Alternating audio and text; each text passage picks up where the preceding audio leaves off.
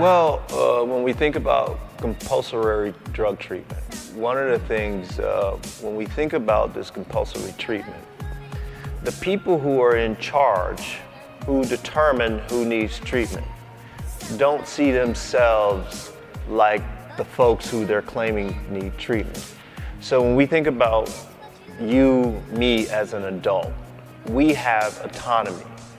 And so when people impact our autonomy, we oftentimes think of it as a violation of our human rights. And as an adult, however, you have the right to harm yourself. I have no right to stop you. I know there are people who think that, maybe we should save people from themselves. Adults have autonomy to make their own choices.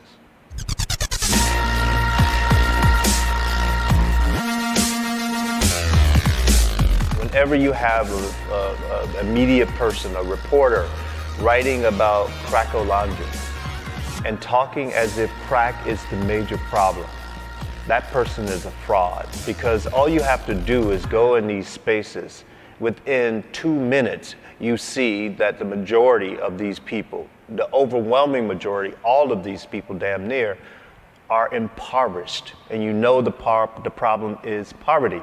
And you know they are uneducated. They need education. And you also know within 2 minutes that many of the people are mentally ill. You know that really quickly, and you know that these people need psychiatric help more so than some drug treatment. And you also know in a place like Sao Paulo that most of the people in this space are black.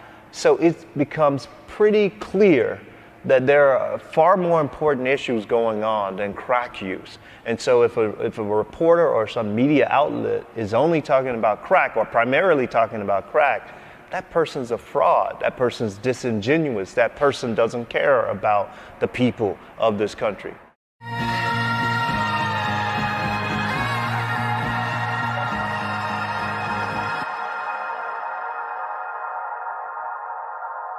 So we have to have this grassroots, this groundswell movement that forces the politicians to behave in a certain way.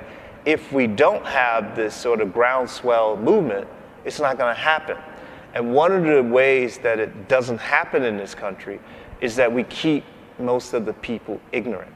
And so as long as the poor people and the people on the margins don't have education,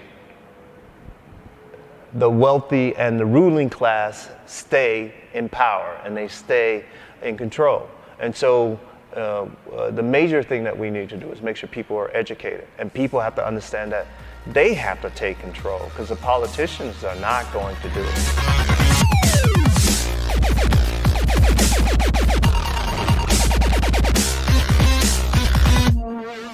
True education for me, when I say education, I don't mean someone who is learning how to put together a new beat, or, I mean, that's cool, the arts are cool, but I'm thinking of people who understand that the education makes them question or examine the society in which they live, as James Baldwin has said. That's real education, when you start to look around and question what's going on in your society. That's real education. Thank you very much for your time. Thank you.